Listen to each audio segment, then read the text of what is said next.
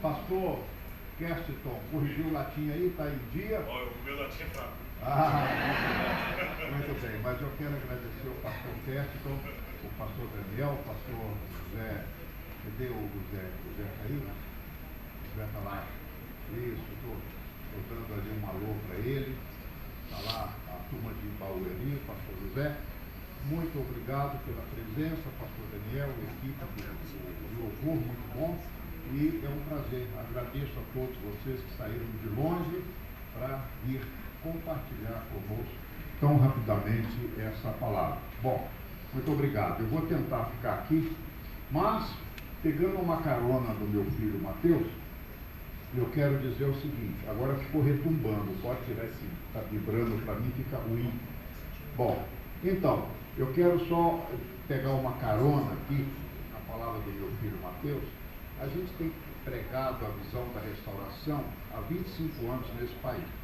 E o que acontece? Muitas pessoas têm uma dificuldade tremenda de entender a lei, porque fica aquele jargão que é bíblico, mas mal interpretado. Eu estou debaixo da graça, não estou debaixo da lei. Quem já ouviu?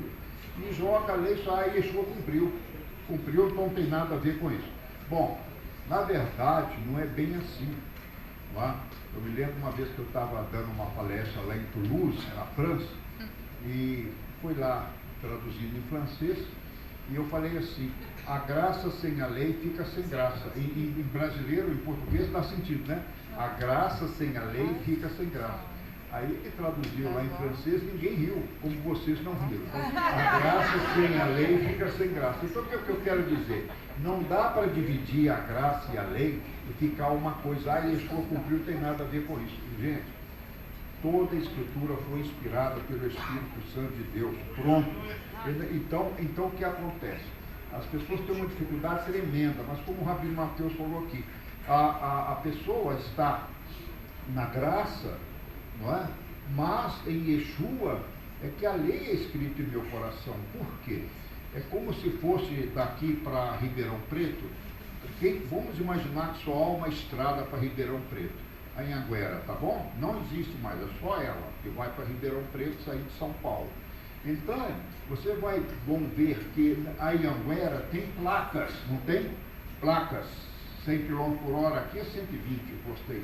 120 km por hora, 80, etc. Curva fechada, direita, esquerda. Essas placas, vamos supor o seguinte, a estrada de Anhanguera é o caminho. Vamos supor que essa estrada seja a estrada que leva para Ribeirão Preto. E vamos imaginar Ribeirão Preto como um paraíso. Então, para eu chegar no paraíso, eu tenho que pegar a via Anhanguera. E se eu pegar a Bandeirantes? Não vai chegar. E se eu pegar a Imigrante? Não vai chegar. Só se pegar a Anhanguera. Então, quando a gente está no caminho, mas daqui para Ribeirão Preto tem cidades que ficam à esquerda e cidades que ficam à direita, como por exemplo Vinhedo fica à direita. Então se eu tomar o caminho de Vinhedo, eu não chego lá em Ribeirão Preto, supondo que lá vai ser o paraíso, no nosso exemplo. Então, o que seriam as placas de trânsito? A Torá. Então eu já estou no caminho, eu estou em Yeshua, mas se eu adulterar, se eu matar, se eu, entendeu? Se eu sair fora da lei, a lei é liberdade. Se você matar, você não é livre, você vai ficar preso. Tá certo? E não é só prisão de grade, não. A prisão emocional, mental, talvez seja a pior prisão. A depressão é uma prisão, não é verdade? Então você tem que ser livre. Então o que seriam essas placas? As leis de Deus. Eu já estou no caminho, mas eu já estou certo, eu não estou em Buda, não estou seguindo nenhuma outra religião, eu sigo Yeshua, já estou certo, mas eu preciso das placas, porque as placas vão me proteger a minha vida, porque se está escrito 60 km por hora e eu fizer 120 naquela curva, eu vou correr risco, e vou sair da estrada e vou perder o caminho. Entendeu o que é a lei? Não mate, não vai desonrar pai e mãe, são leis. E essas leis têm princípios, essas leis estão vivas. Outra coisa que eu gosto de falar sobre a graça e a lei, estou pegando uma carona, tá? Não está no meu tema não. Eu falo o seguinte, a Torá, a lei, é como se fosse um espelho. Eu chego frente ao espelho, o espelho vai me mostrar a minha roupa. Então essa roupa não combina, esse aqui está amassado, essa roupa fiquei muito barrigudo, fiquei muito magro, fiquei muito gordo. Quer dizer, o espelho mostra como você está, mas não corrige você. O espelho não muda a sua roupa. Aí ela muda, mas estou horrorosa, as mulheres dizem quando vê no espelho. Aí o que ela faz? Ela vai lá, troca de roupa e volta para o espelho. Isso é a Torá. A Torá mostra o seu retrato, a sua imagem. Então nela eu vejo quais são os meus desvios, quais são as minhas falhas, quais são os meus defeitos, o que combina com a minha vida e que não combina com a minha vida, com o meu estilo de vida. Mas a Torá não conserta. Quem conserta? A graça. A graça conserta, mas a Torá mostra. Estão entendendo como é que é a graça? Quem entendeu? É muito simples entender e fica até hoje pessoas dizendo, não tem nada a ver com essa lei, isso aí é dispensação da graça. Olha, não quero ferir ninguém, o ensinante Sião não tem o propósito de restaurar igrejas, Halila, Deus me livre dessa responsabilidade. Mas o ensinante Sião quer, com a palavra da restauração, restaurar vidas, restaurar pessoas, não em denominações. Por isso que a gente sempre pede, a gente agradece as denominações que estão aqui. Pode ficar tranquilo, nós não vamos ser contra a sua denominação, dizer que não vamos respeitá-la como parte do corpo de Cristo. Mas eu quero preocupar com a sua vida nessa noite, tá certo? Você vai esquecer um pouquinho as suas doutrinas, vai concentrar naquilo que a gente vai falar aqui. E uma coisa que a gente vai falar aqui é o seguinte, eu preparei para vocês, olha lá, gostaram? São Bernardo, abril de 22, né? E nós estamos num período da contagem do Homer. Após o pôr do sol de hoje, já é o nono dia depois de Páscoa. Nós vamos contar 49 dias, aí que vem a palavra Shavuot, né, semanas, nós vamos contar 7 semanas, 7 vezes 7, 49. E no 50º dia, que vai dar no dia 4 de junho, hoje é o nono, você contar mais o restante, né, vão dar aí mais 40, vão dar 4 de junho, que vai ser a festa de Shavuot, ou Pentecostes. Mas há 2000 anos, para ser mais exato, há 1700 anos, 1750 anos atrás, a igreja que foi para Roma, aboliu as festas bíblicas. E a igreja hoje não sabe, a maioria não celebram as festas bíblicas. E celebrar as festas bíblicas é super importante, porque Deus dá uma data. Qual é a data de Páscoa? 14º dia do mês de Nissan. Então, a data tem data. Rabino, vem cá na minha cidade, vou celebrar a Páscoa amanhã. Não, já passou. Eu vou celebrar Pentecostes. Não, agora não é hora de Pentecostes, eu estou na contagem para chegar em Pentecostes. Então, muitas vezes as igrejas pegam a visão das festas, mas não obedecem às datas. E as datas são importantes, sabe por quê? Porque Deus está lá em Gênesis capítulo 1, ele criou o sol para governar o dia, né? A lua para governar as semanas. Então Deus tem um tempo. Então quando ele fala 14º dia de Nissan, Pentecostes, por exemplo, vai ser o 50º dia de Pêssar, Deus está dando uma data. E essa data marca as estações. Então tem época do ano. Agora, o que eu preparei para vocês hoje aqui, para a gente não ser muito longo, nós vamos falar da festa entre Páscoa e Pentecostes. Nós estamos nesse tempo. Então, se Deus criou o tempo existe para nós, ele deu, porque Deus não precisa de tempo, mas o homem precisa de tempo. Então, esse tempo agora é tempo, como o Rabino Mateus falou, é tempo de cura interior. Está entendendo? É tempo de você fazer uma reflexão, uma introspecção da sua vida. Tá certo? Gente, eu quero dizer para vocês com muita propriedade, vamos ver se eu passo aqui, eu quero dizer para vocês que o mundo está entrando em entropia. Aí você vai perguntar, que negócio é esse? É a segunda lei da termodinâmica. Para quem estudou no vestibular, fez segundo grau, deve ter estudado entropia, que é a segunda lei da termodinâmica. E a entropia é essa segunda lei. Entropia, vou simplificar para vocês, é a desordem. O mundo está entrando em desordem. A lei natural não é a coesão de moléculas.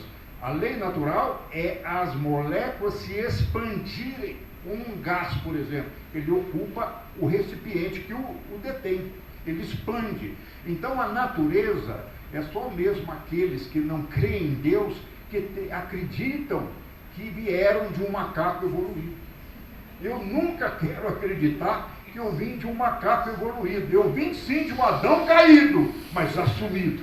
Assumido que há uma redenção. Assumido que há um conserto. Porque o macaco até hoje, por milhões de anos, não sabe que plantando banana dá. E o homem caído, olha, estou falando do microfone sem fio, o homem cria. Imagina se esse homem estivesse em sintropia com Deus, ou seja, alinhado com Deus. Mas é o contrário. O homem, eu fiz uma administração muito interessante, a vida está se afastando da terra porque está em entropia. A coisa está desorganizada. As famílias estão desorganizadas, os casamentos. Eu sei que não está gravando não, né, pastor? Não, né? Deus está gravando? Ai, meu Deus, eu ia falar, eu fico mais solta, daí daqui um pouquinho já vem aí me processar por como é que chama? Aí eu falei lá do... Bom, eu não posso falar, mas vocês estão entendendo. Hoje casamentos, né? Ideologia de gêneros, entenderam? Está tudo em entropia, em desordem. Deus criou um homem e uma mulher para produzir um lar. Não é casa. Casa todo mundo faz, mas lar poucos têm. Entendeu? Porque o lar é a primeira família, a primeira igreja. A primeira igreja é a sua família. Então, vem a ideologia política, geopolítica, vai, muda tudo. Esse país é comunista, é materialista, está entendendo? A geopolítica é materialista. Agora eu vou destruir você, eu quero dominar a sua terra, eu vou matar. Eu estava hoje no Museu Judaico, eu fingi de bobo, não podia falar, né? Mas a gente tem que muitas vezes fingir de bobo para poder ser bênção. Aí colocaram lá um judeu para me mostrar sobre judaísmo, né? Bom, ele começou a mostrar, sabe o quê? As festas. Eu ia falar hoje, vou falar sobre as festas, então eu fiquei calado. Aí ele começou a fazer pergunta e eu comecei a responder para ele. E quando eu respondia, eu levava uma mensagem que eu tinha certeza que ele não sabia. Não é? Revelação. Então, o que eu quero dizer? Eu quero dizer que o mundo está em entropia. Então, as coisas estão em desordem. Desordem na religião. Olha, irmãos, eu não quero bater em ninguém nessa noite. Mas, se você é sincero, se você tem olhos e ouvidos para ligar uma televisão, um rádio e visitar uma igreja assim, sem escolher, ao acaso, você vai ver muita coisa errada nas igrejas. Então a nossa fé também está em entropia espiritual, está numa desordem. Estão pondo fé em coisas erradas, estão pondo fé em ideologias, estão pondo fé em política errada, que afasta Deus, tira sexual, uma criança de 12 anos. Gente, não pode. O governo não pode pôr cartilhas. Eu não concordo. A criança tem que ter banheiro masculino e feminino. Então entra um menininho lá, está na cartilha, que pode tirar as placas. Meu irmão, nós estamos entrando num caos, numa entropia política, entropia na educação, entropia na economia, aí vem inflação, vem aí, entropia na guerra, porque a guerra só traz entropia, ela não traz a sintropia, que é um propósito divino. E como eu estava a dizer, a entropia é a dispersão, a desorganização de tudo. E a teoria da evolução, que é que o homem veio do acaso, não tem jeito. Não tem jeito do acaso formar uma orquídea. Concordam comigo? A simetria de cores. O peixinho de aquário é uma das coisas que mais me encanta, Porque isso nunca foi obra do acaso, foi batendo e foi rolando e formou um peixinho de aquário. Meu irmão, você tem que pôr mais fé nessas coisas, nessas teorias dos homens materialistas, ateus, para não dizer muitas vezes bem a política dos ateus, que é o materialismo, porque eles também têm uma trindade, sabia? A trindade dele é a trindade dele, o Deus dele é o acaso, né?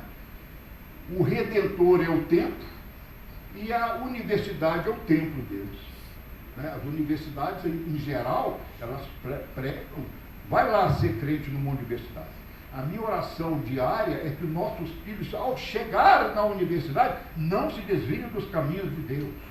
Porque os professores vão pregar contra. Você é ridículo, você crê numa criação, você crê no Deus Criador. Que bobagem.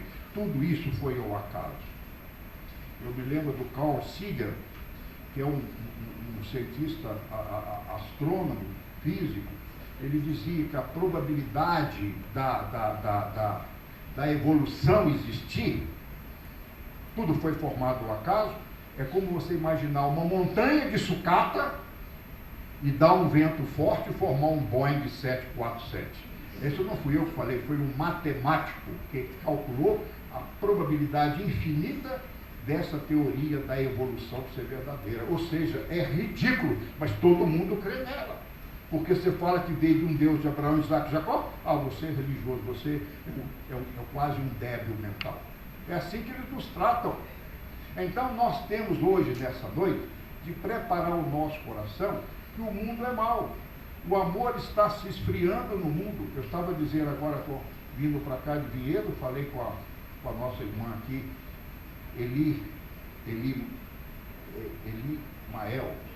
Elielma, e eu disse para ela, nós estamos no início das dores. Eu não tenho dúvida. E vamos ficar de olho nessas guerras aí, e nós temos que entender. Se Hashem não abreviar esses tempos, nós estamos nos aproximando com uma velocidade incrível, porque o juízo virá sobre a terra. Mas também creio, se nós levantamos uma igreja forte, nós podemos abreviar esse tempo e podemos também amenizar o juízo. É possível, como aconteceu lá com Nínive, lá com o profeta Jonas. Então, nós queremos a sintropia. O que é a sintropia? Deus criou tudo em sintropia. Tudo fecha, tudo funciona. E aí vem o pecado, vem a descrença, vem as ideologias e filosofias e vão afastando o homem de Deus. Quem sofre? O planeta sofre, o meio ambiente sofre, nossos rios sofrem, as nossas nascentes sofrem. É ou não é? Agora estão falando aí, as geleiras da Antártica estão derretendo. Gente, Deus criou essa terra com 23 graus e meio de inclinação. Isso faz com que a linha do Equador é um equilíbrio. Das geleiras no polo esfria tudo funciona. Os monções, as correntes de vento, não é? Vai tudo funcionando. Aí vem o homem, desmata, muda a natureza, muda a fauna, as geleiras começam as enchentes. As enchentes convém a chuva torrenciais que dão inundações, mortes, gente, é calamidade. Infelizmente, nós estamos vendo isso. Então, vamos continuar aqui. Visivelmente, nós estamos no princípio das dores, de Mateus 24. E a apostasia crescerá. Vai falar comigo, mas eu vim cá para ouvir isso. Eu vim cá para ser edificado. Sim, você será. Mas nós temos que ter os olhos espirituais, para enxergar realmente a verdade. A grande verdade é que no meio judaico-cristão, tanto do lado do judaísmo como do cristianismo, haverá a apostasia. Paulo fala lá em Tessalonicenses. E essa apostasia não é para o incrédulo, não é para o ateu, ele já não crê em nada, vai apostatar de quê? Somos nós. E hoje nós temos que estar preparados, porque talvez vocês queriam ouvir coisas melhores, mas os dias são maus. Não iluda, não confunda, não ponha a fé nos dias vindouros. Você tem que pôr fé em Deus e que Deus vai cuidar, está cuidando de nós e vai revelar aos seus filhos a sua vontade. Então, o que podemos fazer agora para fortalecer a nossa fé como seguidores de Yeshua? E eu falo que, para abençoar a sua vida nesta noite, o melhor que você pode fazer, foi o que o pastor Keston falou, é a restauração.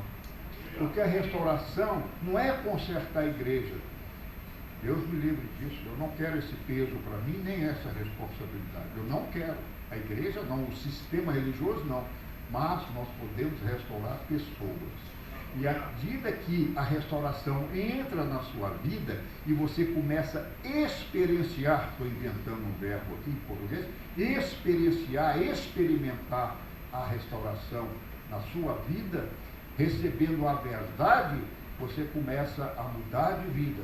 E uma vida restaurada vai mudar a sua família, e a sua família vai passar a ser restaurada. Eu não creio em avivamento de igreja, de jogar um paletó em você e você sair ungido daqui. Eu não creio nisso. Eu não creio em jogar um balde d'água benta em vocês e vocês vão sair ungidos, falando em línguas. Eu não creio nisso. Mas eu creio que o indivíduo restaurado pela palavra de Deus vai produzir uma família restaurada, e o conjunto de família que forma uma igreja restaurada. E você vai ter nãos, você vai receber nãos do próprio sistema religioso. Assim foi na época de Yeshua. Quem foram os maiores inimigos de Yeshua? Os religiosos. O povão estava lá, atrás dele, ou querendo pão, ou querendo peixe, ou aqueles que queriam uma mudança, queriam um milagre. Amém? Então nós vamos ver o seguinte, tudo vai começar com a restauração. Então eu quero dizer para você que a restauração exclusivamente pela palavra vai fazer a diferença. E agora eu quero voltar para o tema que preparei para vocês, é o tema que nós vamos falar entre Páscoa e Pentecostes. O que nós podemos fazer para sair daqui melhores do que entramos? E aí vou falar uma palavra revelada, claro, que alguém já sabe, amém? Mas eu tomo a liberdade de comparar a igreja, o corpo de Cristo atual, com um conjunto de denominações religiosas, que eu não sou contra, estão pregando Jesus, pregando a salvação, amém? Sempre Mateus e eu falamos, aquilo que nos une, que Yeshua tem que falar mais alto que as nossas diferenças. Eu tolero os irmãos diferentes de mim, mas eles não me toleram. Eles me chamam de judeu, de rabino, de voltou para a lei, desprezou a graça, crucificou Jesus de novo. Pastor Keston, eu ouço isso toda semana. Mas eu os tolero, eu os amo, eu prego para eles, mas eles não querem. Eu sou um apóstolo, eu sou um herege. Está entendendo? É muito difícil. Mas assim também foi com Yeshua. E eu quero fazer uma analogia citando Ageu capítulo 1. Estão dispostos? Dá para falar? Não vai dormir? Ok, então vamos lá. Olha lá, é meio bravo, hein? Está disposto? Posso mostrar? Vou mostrar. Dou-lhe uma para levantar e ir embora. Dou-lhe duas, mas se vai ficar, vai ler. Olha, você pode ler comigo? Ora, pois, assim diz o Senhor dos Exércitos, considerai os vossos caminhos, tendes semeado muito e recolhido pouco. Comeis, mas não vos fartais. Bebeis, mas não vos saciais. Vestimos, mas ninguém se aquece. E o que recebe salário, recebe-o para meter num saco furado, ou sequitel furado. Saquitel furado. E aí, assim diz o Senhor, considerai os vossos, subi ao monte, trazei madeira, edificai a casa, e dela deleitarei e serei glorificado, diz o Senhor. Vamos transportar isso para os dias de hoje? Será que a nossa igreja só tem gente pedinte? Fica só pedindo a Deus como se Deus fosse uma lâmpada de Aladim, você esfrega lá o anel e sai o que você quer. Gente, se a gente pensar bem, nós não estamos adorando, nós não estamos meditando a palavra, fica só pedindo. Vocês, olha, eu sei que eu peço, eu não sou contra você pedir a Deus, Ele sabe as nossas necessidades, eu preciso pedir, eu oro pedindo, mas eu tenho que ter um equilíbrio para saber que muitas vezes não adianta pedir se os nossos caminhos estão tortuosos, se eu não edifiquei, e a palavra diz que não adianta. Quantos das nossas igrejas têm semeado, mas não têm colhido? tem pregado, mas não farta, bebe, mas não sacia, veste, mas não aquece, gente, e ganha salário e não prospera. Gente, e o segredo é: considerai o vosso caminho. Então, não adianta tanto pedir quando não olhamos para nós mesmos. O que Deus quer trazer nessa noite aqui é um espelho para você, olhar a você, não olhar o outro. Não estabelecer uma palavra de julgamento. Vocês já viram que nós crentes julgamos todo mundo? Você já viu isso? Fazendo leitura, vai chegando, é assim, assim, assado. Você viu aquela pessoa? Era assim. Gente, palavra de julgamento. Então, quando a gente medita um pouquinho, para orar, eu falei com meu Deus: Pai, eu não quero julgar ninguém. Porque quando você julga alguém, você está dizendo que você é melhor do que ele, e o juízo vem sobre você, porque você não é tanto melhor do que o outro. Então, não julgue não. Vamos endireitar o nosso caminho. A Bíblia Mateus falou aqui do Lashon Hará: não vamos falar, não vamos avaliar, não vamos julgar. Eu não quero julgar as denominações, eu posso falar a verdade da palavra.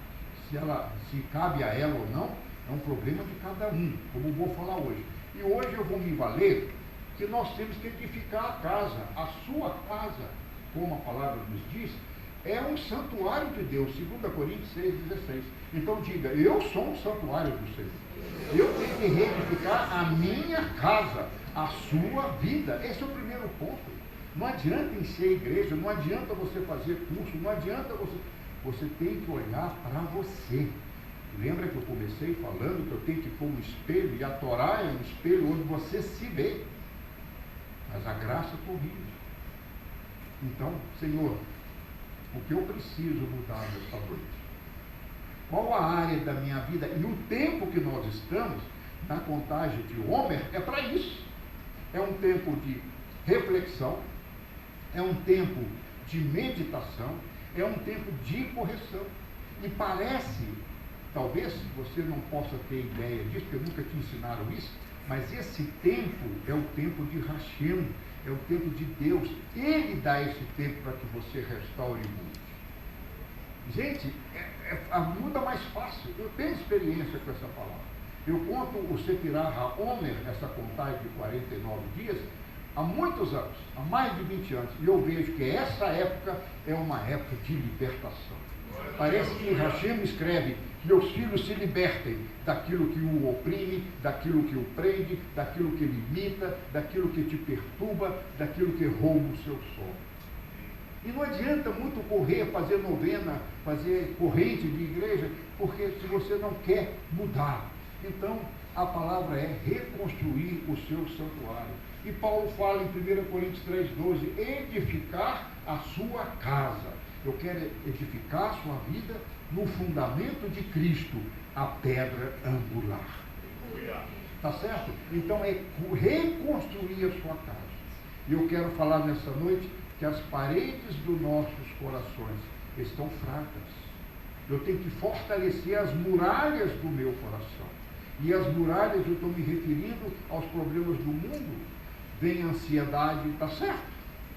Tira a gente, leva uma depressão, leva uma tristeza, leva uma solidão, leva uma insegurança, leva uma perda de relacionamento. Você passa a não se amar e tão mais será amado por alguém. Gente, é o caos. Então nós temos, não adianta muita novena e corrente, então nós temos que edificar sobre o fundamento que é a palavra. E lá em Atos 10, 32 fala: edificar e dar herança a todos que são santificados. Então o grande segredo de receber bênção não é só pedir, é santificar, separar a sua vida, e Deus vai lá. O que ele faz? Ele te dá herança, ele te dá bênçãos. Gente, a dificuldade que temos em santificar é muito difícil, porque o homem quer matéria, ele quer ponto de contato. Já viu? Então você passa em frente ao altar, faz uma genuflexão. Você vai e toma água benta. Você vai e põe um talite. Você vai e põe um kipá. São coisas físicas. Não é verdade? Então, muitas vezes eu quero fazer. Eu não quero dizer que eu sou contra o kipá, o talite, mas eu não posso pôr fé nisso. Eu não posso pôr fé na fitinha no braço. Eu não posso pôr fé no martelinho de plástico que distribui nas igrejas para você quebrar a maldição na sua casa. Você está entendendo a imaturidade, a infantilidade que está a igreja? Alguém consegue ver isso ou eu estou falando isso? Gente, eu não estou falando para condenar, eu estou falando para libertar. Não é? Então você tem a felicidade de poder se... Bom, eu estou aqui recebendo o aviso que o vice-prefeito Marcelo Lima e o assessor vereador pastor Zezinho estão aí? Estão aí? Seja bem-vindo, seja bem-vindo, seja bem-vindo. E então eu peço perdão porque agradeço a presença das autoridades e desculpa a palavra, é uma palavra de edificação, para aqui uma reunião onde os seguidores de Jesus querem uma mudança, querem bênção, e eu creio que essa cidade e os seus governantes também precisam ser abençoados. Não é? Bom, muito bem, então eu quero dizer para você, olha aí, nós vamos fazer uma avaliação, hoje vai ser prova, vai ser teste. Eu quero que você vai olhar para um gráfico aqui, e quero que você, eu quero que o pastor Keston seja traduzido para ele, esse gráfico. Isso não tem na Bíblia o gráfico. O gráfico é por minha conta para fazer você entender, como um espelho que te mostra. Então vamos lá. Nesse gráfico, eu vou pôr aqui um eixo vertical que eu vou medir o crescimento espiritual. Gente, os dias são maus. Você tem que se preparar, você tem que se fortalecer, você tem que edificar a sua casa que é o seu coração. Isso não é balela, não. Essa é coisa que funciona. Então, num lado, eu vou colocar aqui o crescimento espiritual. Do outro lado, na horizontal, eu vou colocar o tempo, mas as festas bíblicas no espaço, do tempo, durante o ano. Tá bom?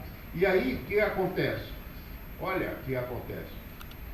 Eu vou imaginar a primeira festa de Levítico 23, Páscoa. 25, né? Não, 23, Páscoa. A Páscoa, eu não vou falar da Páscoa judaica, não vou falar, eu vou falar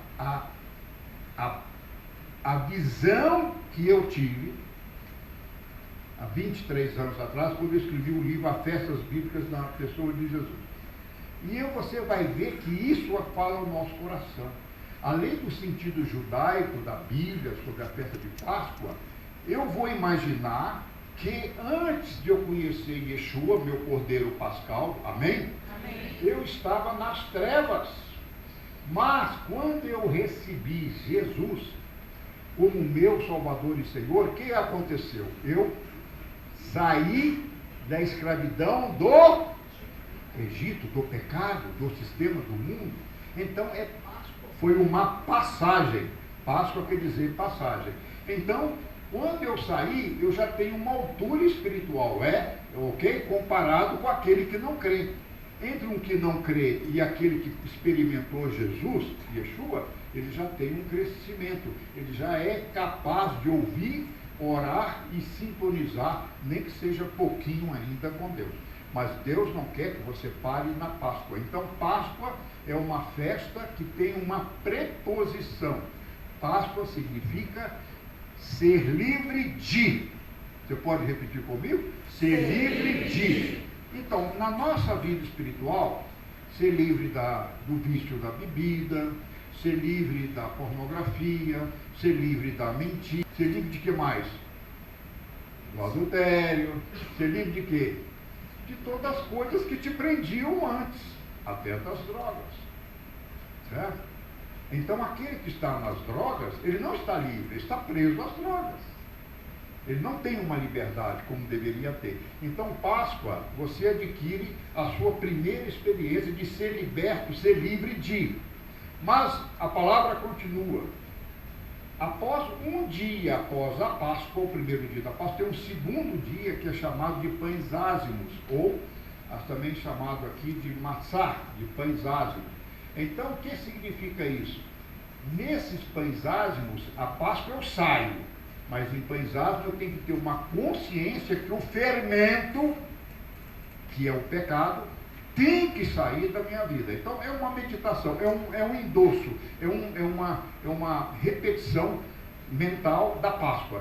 Ou seja, eu tomo posse que eu tenho que ser livre daquilo que me aprisiona. Muitas vezes não te aprisiona o adultério, a bebida, o vício das drogas, mas você pode ser aprisionado por uma depressão, consegue entender? E a depressão vai afastar você de Deus e vai afastar você das pessoas. Então eu tenho que viver numa vida, nesse mundo, que eu tenho que atentar para que eu não seja pego em depressão. E todos nós estamos sujeitos a isso. O crente em Jesus está sujeito a ter tristeza, depressão e ter aí, não é, outros problemas da alma. Então, eu já cresci um pouquinho quando eu me aproprio aqui dos pães ázimos. Mas Deus não quer que eu separe. E hoje é um dia especial. Hoje é um dia especial porque é o 8º, passamos por 9º dia da Páscoa, e a Bíblia chama esse 8º dia de primícias. Tá? Então, primícias de quê? Bom, no contexto judaico, eram as primícias dos primeiros frutos. Mas na nossa interpretação espiritual, o que seriam as primícias?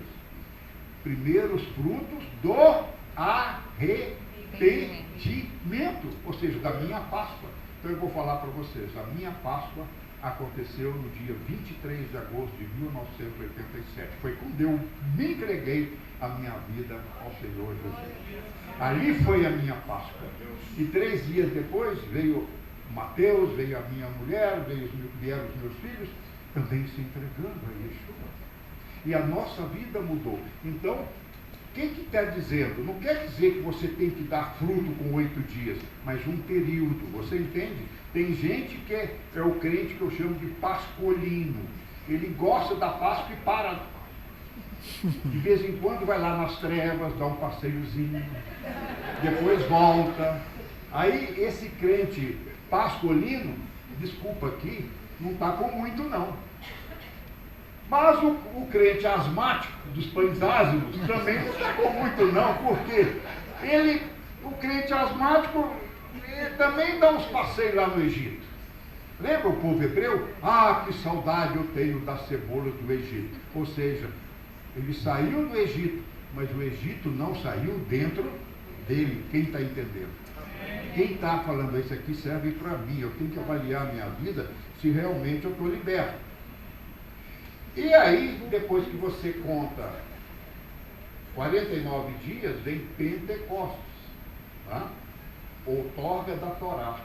Ou seja, Deus deu a Torá, e aí do deserto de Sinai, e quando os apóstolos estavam celebrando a festa da Torá, foi que o Espírito Santo entrou neles, lá no cenáculo, entenderam? Então, Pentecostes não é a festa do Espírito Santo, é a festa do recebimento da lei. Isso faz toda a diferença. É quando você se atenta para aquele espelho, para aquelas placas de trânsito que ajudam a trilhar o meu caminho, você recebe o Espírito Santo. Entendeu? O Espírito Santo não vem quando eu só oro para uma irmã receber aqui agora. Amém? Tem vezes que acontece isso. Você ora e dá um empurrão. Mas normalmente não é assim. Normalmente, quando você dá os primeiros frutos de uma nova vida. Do jeito que eu já fui muito ignorante. Ainda sou, mas já fui. Quando eu pertencia a uma associação, a gente tinha que ensinar. Batismo do Espírito Santo era um tema da palestra. Eu tinha que chegar e impor a mão no povo, todo mundo tinha que falar em línguas. Porque muita gente estava na Páscoa, muita gente estava nos pães ázimos, ele não tinha como, ele não deu fruto de arrependimento, como é que vai ser visitado pelo Espírito de Deus? Como é que ele vai ter o dom da sabedoria, o dom da palavra, o dom da profecia, o dom de falar em línguas? Não tem jeito. Vocês estão entendendo agora como já fomos ignorantes. Tá? Essa turma toda, aqui as 4 primeiras festas, elas falam de Yeshua ressurreto. Jesus é a sua Páscoa, Jesus é que tira o pecado, o fermento, Jesus é que faz os primeiros frutos, e Jesus que te qualifica na festa de Pentecostes. Então, Pentecostes é para crente que vai crescer, diga, crescer, olha, ele já tem uma altura espiritual mais perceptível, mais sólida, porque Pentecostes é a Torá. E quando você atenta para a lei de Deus, Você aceita as leis de Deus como revelação, como experimentação, como aquilo que te traz, te livra do vício, te livra do pecado que te afasta de Deus. O que acontece? Yeshua é o que dá o primeiro fruto, por isso ele é chamado a premissa dos que dormem, e também ele é o que batiza com o Espírito Santo de Deus. E ele quer qualificar você. Então, em Pentecostes tem uma outra preposição. Se a preposição da Páscoa era de sair de, a Páscoa é ser liberto para servir. Quem entendeu? Para, diga, para servir. Ninguém pode servir a Deus se não for liberto primeiro. Como é que, desculpa aqui, você que está lá recebendo espíritos malignos, demônios no terreiro, agora você quer pregar? Você tem que fazer toda aquela Páscoa, você tem que sair. É claro que quem está lá recebendo espírito, é claro que ele tem o direito disso, ele tem que ser respeitado por isso, mas em comparação com a verdade, desculpa aqui, se alguém tem doutrina aí do além, parece, do A espírito do além, a obra da cruz, a ressurreição, é o oposto da reencarnação. Tem gente que fala comigo, Rabino, eu creio na reencarnação. Mas não, então, ou você crê na ressurreição, ou crê na encarnação. Os dois não tem jeito. Você está entendendo? São opostos. Ah, mas são gente boa. Eu não estou falando que são gente ruim. São gente boas. Talvez fazem mais caridade que os crentes. Tá certo? Mas a reencarnação anula a ressurreição. A ressurreição é o Cristo ressurreto. Por isso que o batismo é importante, porque você morre em Cristo e ressurge com Ele, como nova criatura, selando a sua vida espiritual. Entenderam a importância do batismo? É muito importante. Bom, então é o Yeshua ressurreto, que é aquele que venceu a morte.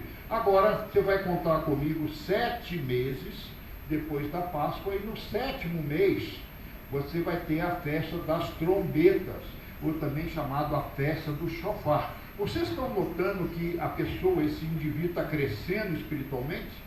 Quando ele está meditando que as festas podem trazer um crescimento espiritual para ele, uma revelação de crescimento. E a festa das trombetas, agora, já não está tão preocupada com a Páscoa. Ela agora tem uma outra mensagem, a mensagem do juízo final.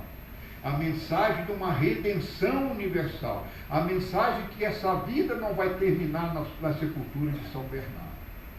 Não, essa vida vai ter uma continuidade para aqueles que creem. Então, haverá um reino, haverá um milênio, haverá um julgamento. O mundo pode ir de mal a pior e será julgado por isso. Mas os salvos reinarão com Cristo. É o que está escrito nos profetas, na palavra de Deus.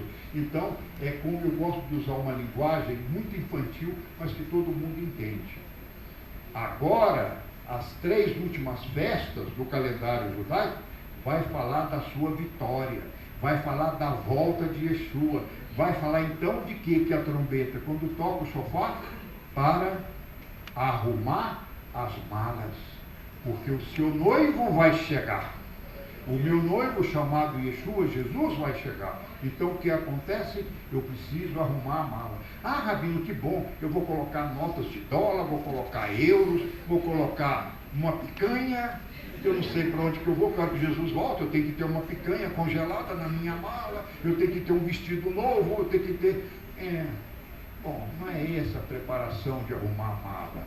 Arruma as virtudes, com suas qualidades, com seus dons, entendeu? E essa mala, o meu noivo, ele é novo. Yeshua vai desposar com a sua igreja. Ora, se o meu noivo é novo, múltipla escolha, ele vai escolher uma noiva doente, letra A. Letra B, ele vai escolher uma velhinha bem dos 90 para cima, letra B. Letra C, ele vai escolher uma noiva nova, que vai ter o mesmo jugo dele. O que vocês acham? Letra C. Vocês estão bons nisso. Passou todo mundo passando no teste de hoje. Então, ele vai vir com uma noiva nova. E Efésios capítulo 5 fala que essa noiva é sem mácula, sem ruga. É claro que o ruga aí está falando de pecado, mas eu vou fazer uma analogia. Yeshua vai ver se você não tem as rugas do pecado. Estão entendendo?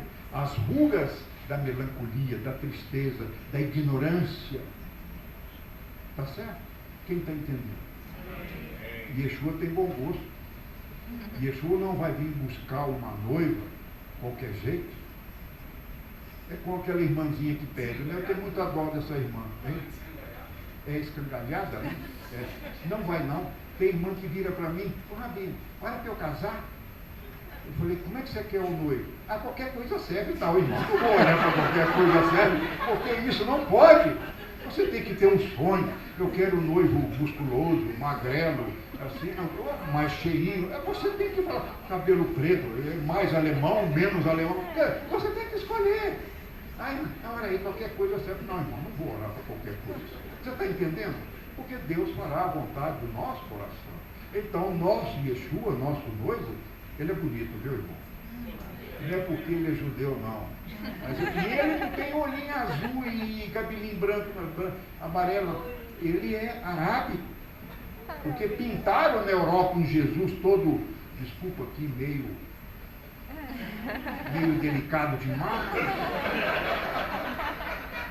Desses filmes de Jesus, Jesus andando que nem requebrando. Irmão, Jesus é um judeu que caminhava por Galileia, ia até o deserto, um judeu que andava com seus discípulos, que tomava sol, ele era moreno, e não sei como, já fizeram a imagem de Jesus várias vezes aí, mas essa ideia europeia, que pintaram Jesus meio extraterrestre, meio diferente, vamos rever a nossa doutrina. Então, trombeta arrumar as malas. Mas depois, o 10º dia de trombeta é chamado Yom Kippur. E da trombeta até Yom Kippur, 10 dias de arrependimento. Mas não foi Páscoa? Foi. Agora é um arrependimento, é como fala assim, como é que fala quando limpa o carro? Uma geral. Agora esse arrependimento é para dar uma geral. Esse arrependimento é mais coletivo, porque Deus está vendo o seu esforço a cada dia. E agora você vai como o corpo de Cristo orar por essa vida, por esse juízo de Deus que veio, para que Deus salve, porque Deus não tem prazer em matar crianças, mulheres grávidas, não. Deus é amor, Ele quer arrebanhar o maior número possível de salvos. É isso que a palavra diz. Então vem o dia de Yom Kippur e finalmente vai vir o dia do nosso casamento. Bom, posso falar uma doutrina do Marcelo? Não quero que isso vira... Eu tenho uma revelação. Vocês estão vendo que essa pessoa está crescendo? Estão vendo? E Tabernáculos é a última festa. E essas festas vão falar de Yeshua messiânico. O que é Yeshua messiânico? É aquele que vai voltar. O Yeshua ressurreto foi para Páscoa, Asmo, Primícia e Pentecostes. Mas agora, você viu que a igreja parou em Pentecostes? Você já viu que cada igreja que tem uma revelação, pentecostal, para. O problema não é ser pentecostal, é parar. É parar. Tem gente que para na Páscoa. As igrejas históricas, por exemplo, na minha opinião, parou na Páscoa. Ou no paisásimo, né? Ele é pecado, ir para o céu para não ir para o inferno, a teologia para aí. Está certo? Então, Yeshua messiânico, ele que toca o shofar, e a palavra do toque do shofar, na última trombeta, Paulo fala em 1 Coríntios 15, verso 51, no último toque, eis que os mortos em Cristo ressuscitarão primeiro. Eis que a vinda do Senhor, a vinda iminente do Senhor, em glória, e todo olho verá. E ele veio estabelecer aí. Então, eu creio que Yeshua, do Yom Kippur, ele é o perdoador, ele é aquele que levou no madeiro as nossas enfermidades, e ele é aquele que vai tabernacular conosco. Esse é o Yeshua messiânico. E eu acho, estou ouvindo o Marcelo agora, eu acho que o arrebatamento vai se dar aqui. Eu vou falar que o trombeta e de perdão é muito próximo, mas eu acho que o arrebatamento, a hora que a igreja entrar nesse jejum coletivo, e entrar nessa unção de ânsia da volta de Yeshua, ele vem, arrebata a igreja, e encontra com ele nos céus e desce para tabernacular. O tabernacular me lembra da Sucá, que é o tabernáculo, que é a tenda, que é o palio nupcial. Por isso que os casamentos judaicos se casam debaixo de um palio, de uma Sucá, de uma roupa, né, imitando ali, lembrando uma Sucá, lembrando o palio nupcial. Então eu creio que Yeshua vai, creio não, piamente creio que no tabernáculo Yeshua vai, durante as 7 dias da festa do tabernáculo, são as 7 dias de núpcias, né? Eu creio que seja na terra, mas há quem crê que seja nos céus. Eu não quero entrar nesse detalhe, mas eu creio que ele vem, e é certo que ele vem e vai descer com a sua noiva. Por quê? Porque Yeshua é incompleto sem a igreja, e a igreja é incompleta sem Yeshua. Estão entendendo? Então você faz parte desse casamento. Então essa era a visão bíblica das festas com um crescimento, uma analogia, né, gente? Uma analogia com as festas. Quem entendeu o gráfico? Quem pode se ver ali? Quem é o crente pascolino tem que dar um pulinho, passar para os pães asmos. Quem está parado nos pães asmos, passar para os primeiros frutos. Hoje estou falando primeiros frutos, mas a maioria dos crentes, a gente não vê esses frutos. A gente vê uma religião, mas não vê os frutos dele. Você já viu isso? Aí eu tenho uma igreja, eu tenho carteirinha de membro. Eu falei, não quero saber da sua carteira, não. Eu quero saber das suas primícias, dos seus frutos. Eu quero saber da intimidade que você tem com Pentecostes. Eu quero saber a intimidade que você tem com o Espírito Santo de Deus. Amém, irmãos? Amém. Quem quer crescer, diga amém. Amém. Então, agora, trombeta, lembra, arrumar a mala, dia do perdão e finalmente a volta de Yeshua gloriosa. E agora, para encerrar, eu quero dizer que Páscoa é a primeira festa do calendário litúrgico, né? É um memorial, é um marco da liberdade do povo hebreu, e a Páscoa me fala todo o trajeto que vem depois, todas as festas que vêm depois. Todo ano eu estou celebrando a Páscoa, estou lembrando que com o braço estendido, foi ou não foi? Tirou o povo do Egito. Esse mesmo braço estendido é o braço que está hoje aqui no seu ombro. É o braço estendido que está resgatando a sua vida, dando uma chance para você, falando, ei, amigo, eu morri por você, entrega a sua vida a mim. Então, se você ainda não dá frutos, você vai dar frutos, você vai crescer, você vai ter uma intimidade com o Espírito Santo de Deus. É o marco da liberdade. O segundo dia das festas, como nós já falamos, é aí. E agora eu quero fazer, que nós estamos entre Páscoa e Pentecostes, eu quero te mostrar a diferença, você diferenciar bem essa Páscoa de Pentecostes. Por exemplo, isso aqui são coisas resumidas, tá? Então, na Páscoa, ser livre, mas em Shavuot, ser liberto. Vocês estão entendendo que um cara que saiu da cadeia, ele não está mais na cadeia, então ele está livre. Mas será que ele foi? Ou seja, se um ladrão que cumpriu pena porque roubou, se ele sai da cadeia e voltar a roubar, ele está liberto? Não. Vocês estão entendendo que não é tão simples assim. Porque libertação, diga, libertação é processo. E esse processo está na mente, no coração. Quem dera que você levantar a mão, você está Jesus, sua vida mudou. Ai, como foi. Tem hora que os evangelhos colocam a salvação tão simples que eu tenho dificuldade em crer. Porque já é, já converteu. Preguei lá, 100 pessoas vieram à frente, salvos. Você já sabe que foram salvos, já deram fruto, já entendeu? Eu sei que ele faz na boa intenção, que a pessoa foi à frente, entregou sua vida, é um início, é um sinal que pode dar certo. E sabe a verdade? A maioria dá errado. Isso aconteceu com o senhor Marcelo.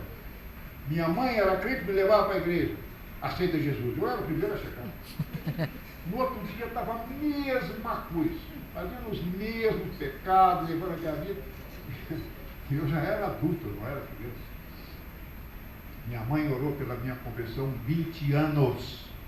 Tá bom? Tá bom? Então tem que ter alguém gerar para dar luz no mundo. E você vai sair daqui hoje, não só pensando na sua vida, mas para quem você vai orar hoje, que você vai pôr na sua agenda, que você vai colocar no seu caderninho diário, para você interceder, para que veja aquela pessoa realmente salva. Alguém pode fazer esse compromisso comigo hoje? Amém. 2 nomes, ou 1 nome, ou 3 nomes. Quem Deus colocar na sua vida, você pode orar. Tá certo? Bom, então, repetindo. Outorga da Torá traz liberdade. Lembra que o Mateus falou? A lei da liberdade, as tábuas da liberdade. Bom, na Páscoa, sair do Egito, né? Sair do pecado, sair do mundo. Mas em Pentecostes, tirar o Egito de você. Meu irmão, não é tão simples entender isso, mas as festas me ajudam a entender isso. Estão entendendo? Vamos lá. Na Páscoa, passagem, muda de estado, né? Você estava escravo, ficou livre, mudou de estado, mudou de situação, de estilo de vida. Mas em Pentecoste, a qualificação do Espírito Santo de Deus para que você fique sempre mudando, sempre mudando, sempre mudando, sempre sendo edificado e crescendo em fé e em graça. Alguém pode receber essa palavra? Diga amém. Amém. Na Páscoa, o sangue é o elemento de redenção, mas em Pentecostes, o óleo da unção. O pastor quer se dar um glória a Deus. Glória a Deus. Essa vozeirão dele, eu queria ter uma voz assim. Né? Positivo. Óleo da unção. Os profetas foram ungidos. Você precisa desse óleo da unção. E esse óleo não é aí que você vai comprar numa igreja, não. Esse óleo é dado lá de cima. Deus capacita você, tem um ministério para você. Na Páscoa, mudança exterior, mas em Pentecostes, mudança interior. Irmão, você vai chegar à conclusão que eu cheguei depois de muitos anos. O meu maior inimigo não são os demônios, são a mente do Marcelo não restaurada. Sou eu mesmo. Diga, ai, tenha misericórdia de mim, Senhor. Prisões, pensamentos que te aprisionam no passado, perdão não liberado. Não perdoo meu pai porque ele abandonou a família. Não, eu não, o meu não. Eu está lá com 97 anos e eu fui dele. Então, mas que te aprisiona. Às vezes uma palavra que você recebeu de um ex-namorado, às vezes a palavra da própria sua mãe, às vezes foi a palavra de um chefe que te aprisionou, te encasulou. Você está presa mentalmente, você está com uma ideia fixa. Então temos que libertar, não é? Como diz o Dr. Augusto Cury, ser gestor das suas próprias emoções. É verdade? Eu tenho que gerenciar a minha vida. Irmãos, posso ficar um pouquinho nervoso? Muito bem. O seu corpo, pela sabedoria divina, pela fisiologia divina que não veio do macaco, tá certo? Elimina todo dia o que não presta. Você come, e o que o seu organismo faz? Aquilo que não é aproveitado é expelido, não é? Ou de forma líquida, ou de forma sólida. Fui claro? Amém. Por que você não fica agarrado aí nas novelas de coisas ruins? Tem novelas boas, mas fica agarrado aí em filmes, vendo filme de terror a madrugada toda, com pânico noturno, não dorme, demônios. E você anda na estrada, no trânsito, recebe palavrões, é ou não é? Você chega no serviço, o chefe mal-humorado, rancoroso, opresso, né? Né? Pesado espiritualmente. E a nossa alma é que nem uma esponja. Se aqui na mesa derramo água, Eu passo a esponja vai ficar embebida de água. Se eu derramo Coca-Cola, vai ficar embebida de Coca-Cola. Se eu derramo vinho, vai ficar embebida de vinho. Assim é a nossa alma. Por que você não faz a limpeza diária? Eu virei para minha médica endócrina, falei isso com ela, falei, doutora, toda vez que eu vou dormir, eu zero o velocímetro. Ela falou, traduz. Eu falei, olha, eu tenho que deitar, eu tenho que exterminar, eliminar aquilo que entrou na minha mente. Entra gente com amargura, gente com raiva, gente com ódio. Você já viu isso? Se você trabalha perto de uma pessoa com ódio, você chega em casa ruim. É ou não é? Quem já teve essa experiência? Uma pessoa amargurada. Quem quer morar com uma pessoa amargurada, levante a mão. Só ele lá, eu não sei se coçou a cabeça ou se levantou a mão. Bom, mas uma brincadeira, irmão, só para acordar aqueles que estão cochilando. Então, irmãos, vocês estão me entendendo? A gente tem que ter o hábito de zerar o velocímetro, ou seja, eu vou dormir, não tem nem, perdão todo mundo. E minha mulher já sabe, é a hora do perdão, a hora que está na cama. Eu libero todo mundo, palavras que eu recebi, caras fechadas que eu ganhei, os irmãos, seguidores desse ancião, não concordo, não gosto, não quero, não como. Foi então tá, irmão, come todo largado, toda barata, come tudo. Não concordo. Eu vou comer o que eu quero. Foi então coma. Toda semana, Mateus e eu tenho que receber e-mail. Não gosto, não quero, não como. Sabe por quê? Protestante.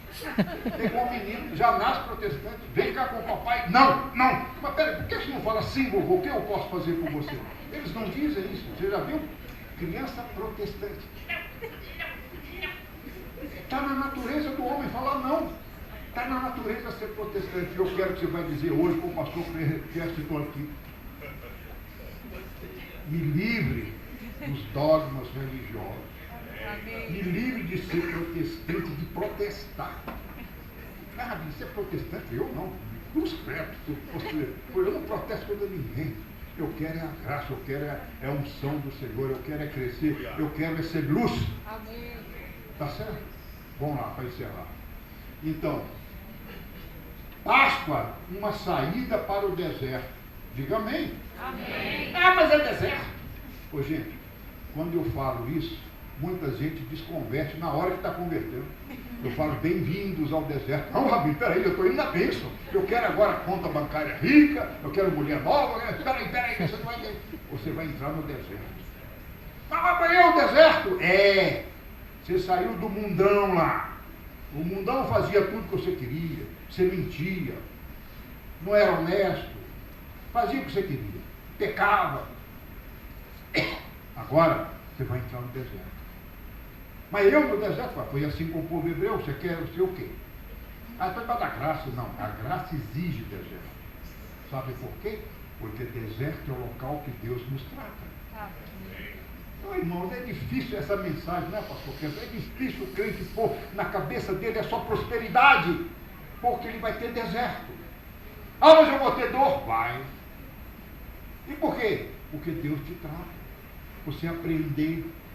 Você vai aprender. Deus não precisa de um sofrimento para ninguém para te tratar. Mas às vezes, pela sua rebeldia ou não, Ele permite que você sofra. Às vezes a morte de um ente querido é duro, não é? Mas aquilo você aprende. Aquilo é um deserto naquela hora. Mas eu venci o mundo. Amém? Mas em Pentecostes, olha, onde é que Deus vai te habilitar? No deserto. No deserto dessa vida. Até chegar ao milênio, essa vida é deserto, meu irmão. Ah, é boa? É. É bom, o deserto também dava fonte de nascente? Dava. O deserto dava maná? Dava. Graças a Deus, diga, graças a Deus. Nesse mundão eu recebo muito. Olha, mas Ele me trata no deserto. Você já viu? Quando é que nós vamos ter a redenção? Quando Ele voltar. Aí sim, não haverá mais dores, não haverá mais morte, não haverá mais enfermidade. É um milênio, meu irmão. Pai nosso que estás no céu, santificado seja o vosso nome, venha a nós o vosso, o reino está chegando. Então você tem que aspirar, não é? Esse deserto, porque é o local que Deus nos trata. A Páscoa é decorrente de uma decisão, obediência. Mas em Shavuot é um processo contínuo de obedecer. Ou seja, eu faço da obediência à palavra de Deus o meu estilo de vida. Não é o catecismo, não é a cartilha da igreja, não é o manual da igreja que pode ou não pode. Quando eu chego na minha congregação, eu falo, Rabino, vem vai para cá, né? Eu falei, que bom, irmão, seja bem-vindo. Pois é, o senhor vai me dar a cartilha do pode ou não pode? Eu falo, não, aqui não tem manual do pode ou não pode. E o que eu faço? Eu faço tudo. Desde que você seja responsável pelos seus atos. Você tem o livre-arbítrio. Você tem que aprender o que não é. Então aprende a Torá. Você vai ver o que agrada a Deus e o que não agrada a Deus. Me dá o manual. Você está entendendo a cabeça do sujeito? Ele está acostumado com o catecismo. Né? Então, por aqui você não vai ser catequizado. Você vai ter que aprender a fazer as suas escolhas. E boas escolhas. Porque se você fizer mal escolhas, você vai pagar pelos seus erros. Pois, irmãos, para encerrar, nós somos um somatório, diga, somatório, dos nossos acertos e dos nossos erros. Se os nossos acertos são maiores do que os nossos erros, o saldo vai ser crédito, positivo, e você vai levar uma vida muito boa, sendo próspero e bem-sucedido. Mas, se na sua vida o somatório dos erros são maiores do que os acertos, você vai viver em fracasso. Aí eu vou para o psicólogo. Você pode ir, se você não mudar a sua cabeça, e agora eu quero encerrar. Falando em mudar a cabeça, eu vou encerrar. É um marco em nossa vida, é um marco em nosso caráter. Experimentar a força da ressurreição. E eu encerro com esse gráfico. Diga, gráfico. Mais uma vez. Vamos colocar a maturidade aqui e o tempo aqui. Vocês estão vendo que Deus nos trata como tempo? Ele dá. Alguém já pescou alguma vez na vida? Para pescar um bicho grande, o que você faz? Você dá a linha. Ele fisga, mas não puxa não, porque você arrebenta a linha. Você tem que deixar. Você tem que deixar ele brincar. Mas ele está preso. Aí você vai puxando ali a manivela. Você vai trazendo o peixe, entendeu? Assim Deus faz com você. Ele fisga você e você vai deixar você experimentar os seus erros, para você chegar à conclusão dos seus erros e acertos. Que os erros você vai ter que pagar um pouquinho, vai ser um retrocesso, você vai ter que voltar e vai atrasar o seu crescimento espiritual. Toda vez que nós erramos, atrasamos o nosso crescimento espiritual e a nossa prosperidade. Toda vez que você faz a vontade de Deus, você alinha o seu estilo de vida, você recebe as bênçãos de Deus. Então, para encerrar, nós vamos fazer, isso aqui não tem na Bíblia, tem terça, Páscoa e Pentecostes. Eu vou fazer uma rampa, tá? Quantos dias vão durar essa rampa? 49 dias, 7 vezes 7, assim diz a palavra. E eu trouxe para você, para São Bernardo, só para você. Eu não preguei isso, eu busquei de Deus para você. O que eu busquei? Vamos sair, nós estamos no 9º dia da contagem do homem.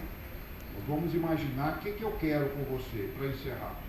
Eu quero com você o seguinte: estamos em Páscoa, tá? Estamos em Páscoa.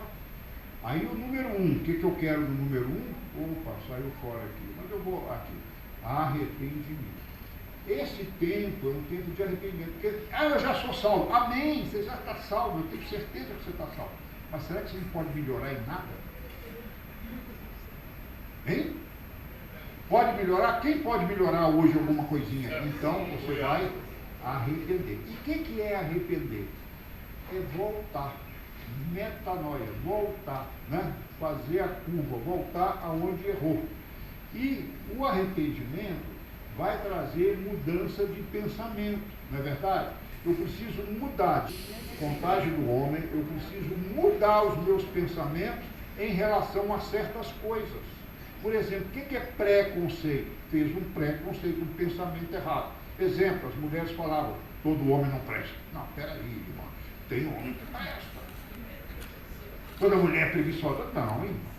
Não, tem mulher que não é. Você está entendendo? São conceitos. Mas não é pecado. Sim, não é. Mas eu preciso tirar esses falsos conceitos da minha vida. Maldito o homem que confia no homem. Peraí, tem gente que você pode confiar. Tá certo que é só em Deus, mas você tem que pôr um voto de fé. O cachorro do meu marido, não, você não é seu marido de cachorro, não. Você já tá, como é que você quer? Você tem que mudar o seu vocabulário. Porque meus filhos puxaram o pai. É um monstro. Ô, irmão, não fala isso aí, não. Por que ele é monstro? Porque não vai falar aquele negócio. Né? A irmã já tem pronto uma ladainha. Então, mudar o pensamento. Agora, mudando o pensamento, o que vai acontecer? Vai mudar de atitude. Então, nesse período de Páscoa Pentecostes, eu vou me esforçar para mudar minhas atitudes. Porque se eu mudo o pensamento, qual que é o resultado de um pensamento mudado para a verdade? Mudança de atitude.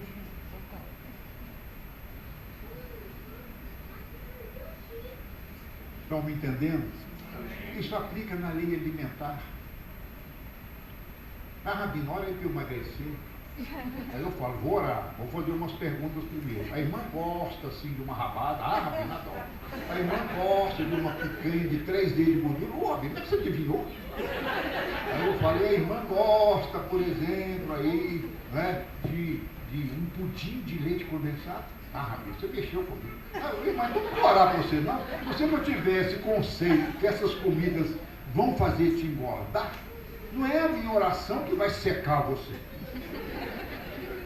Eu posso te amaldiçoar, mas eu não vou fazer isso. Estão entendendo como é que a gente convive com o povo, como é que você vai assim, como o povo vem com ideias erradas? Então, mudar a atitude.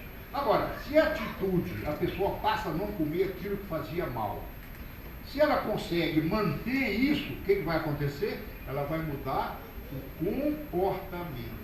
Então, mudança de comportamento é o que Deus quer.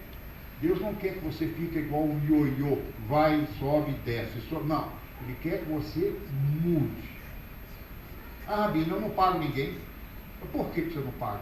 Eu não, 5 anos prescreve. Foi, irmão. Dê a César o que é de César. Você vai pagar o IPTU? Não paga. Entregar dinheiro para o governo? Foi, irmão. Você está entendendo como é que o povo pensa? Mas isso não... São falhas. Tem que mudar a atitude, eu tenho que me esforçar para pagar em dia.